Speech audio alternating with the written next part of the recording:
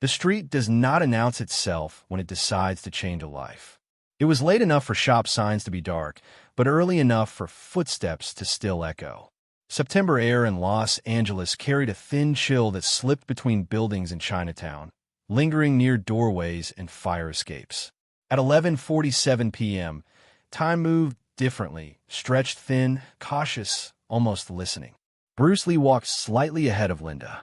Her hand rested against her abdomen, 7 months into a pregnancy that made every step deliberate. They were not in a hurry. They were not relaxed either. This was a neighborhood that demanded awareness, not fear, the kind of place where silence was information. 5 shapes separated from shadows. They didn't rush. They didn't shout. They spread out, instinctively forming a loose half-circle, as if rehearsed. One stayed back, watching. One smiled too early. Another kept his hands hidden inside a jacket that looked heavier than the night required. This was not chaos. It was a test. Most robberies begin with sound, a command, a threat, a sudden escalation. This one began with proximity. The kind predators use when they want to see how prey reacts before deciding how hard to press. Bruce did not step back. He shifted his weight, not defensively, but as if adjusting to uneven pavement. His breath slowed. His eyes moved once, twice, taking inventory. Distance. Angles. Who was nervous? Who was bored?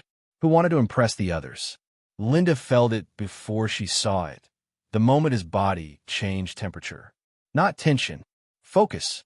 The man in front spoke first. Not loud. Not aggressive. Casual. Almost polite. The words themselves mattered less than the rhythm. This was a script he had used before. Bruce listened without interruption. Compliance, in situations like this, is often misunderstood as safety. But those who work the edges of violence know better. Fear invites revision.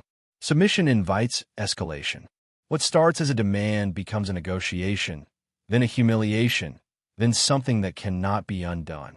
The group sensed something was off.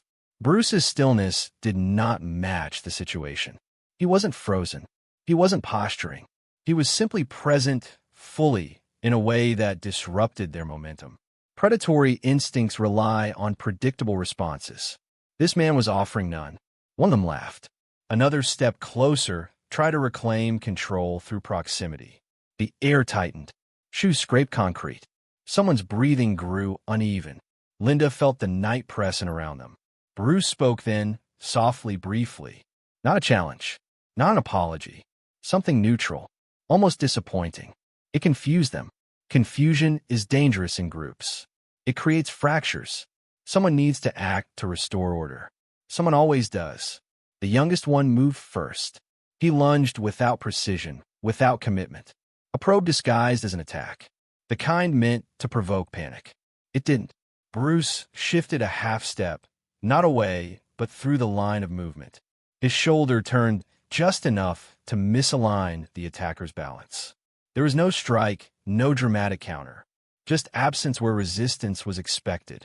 The man stumbled, catching himself, suddenly aware that something had gone wrong, but not yet sure what. The others reacted late. What followed would be difficult to describe as a fight. There were no flurries, no exchanges meant to impress. It was closer to watching water reroute itself around obstacles. Every attempt to grab found empty space. Every push met a structure that wasn't there a moment before. Bruce used positioning the way others use force. He placed himself where momentum died, where angles collapsed, where effort became waste.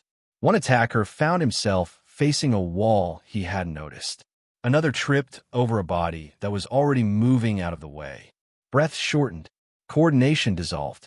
Panic arrived quietly. That is when the knife appeared. Not brandished. Slipped into view with intention. The metallic whisper cut through the noise of movement. This was the moment the encounter changed category. This was no longer about wallets or pride. Lethality had entered the room. The man holding it expected something: fear, aggression, retreat. What he got was stillness. Bruce stopped moving. The pause was heavy. Time thickened. Everyone felt it. Even the street seemed to lean closer. Bruce looked at the knife, then at the man's face. Not with anger. Not with calculation. with recognition. This was the moment that defined everything. Power, once absolute, demands a decision. Not whether you can end something, but whether you should. Bruce did not advance. He spoke again. Calm, measured. His voice carried no threat, which made it more unsettling. He explained nothing technical. He offered no lecture, just a sentence that landed like weight. The knife wavered. The man's breathing betrayed him. His grip loosened, not because he was convinced, but because certainty had left the room. The others began to back away, slow at first, then faster. The formation broke. Authority evaporated. What remained was embarrassment, confusion, and relief. They retreated into the night without triumph, without closure. Bruce did not pursue. Linda exhaled for the first time in minutes. Later, much later, when the street had returned to indifference, Bruce reached into his pocket and pulled out a business card. It was simple, no flourish, no promise. He handed it to the man with the knife, not as a gesture of superiority, as an invitation. The man's name was Marcus. Years passed. Marcus did not change overnight. He did not become disciplined through revelation. He arrived at Bruce's school guarded, resentful, unsure why he kept coming back. Training was slow, humbling, often silent. Violence had taught him to react. Discipline taught him to wait. Over time, the hunger to dominate softened into a desire to understand. His body changed. His posture changed. The way he entered rooms changed. The knife disappeared from his life, replaced by routines, by responsibility, by breath. He left the gang, not dramatically, quietly. Years later, Marcus stood between young men who had learned the same language of threat he once spoke fluently. He didn't fight them. He didn't need to. His presence interrupted the pattern. His calm unsettled their assumptions. He opened a community space.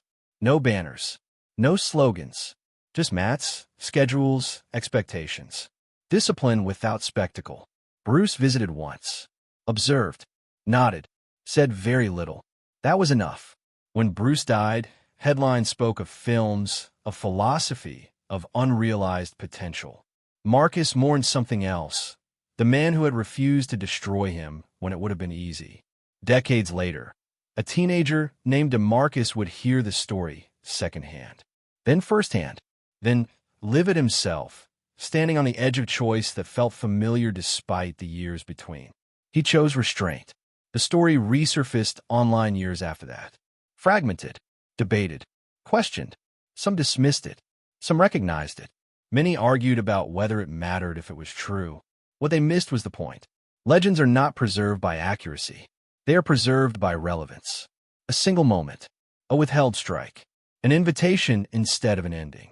So the question remains, unresolved and uncomfortable. When power is yours, when you could finish it, what do you do? That question does not age, and it waits for everyone. This story isn't about fighting. It's about choice, about what you do when you have power and no one is watching. So here's the question that matters. If you were Bruce Lee that night, would you have ended it or changed it? Write your answer in the comments.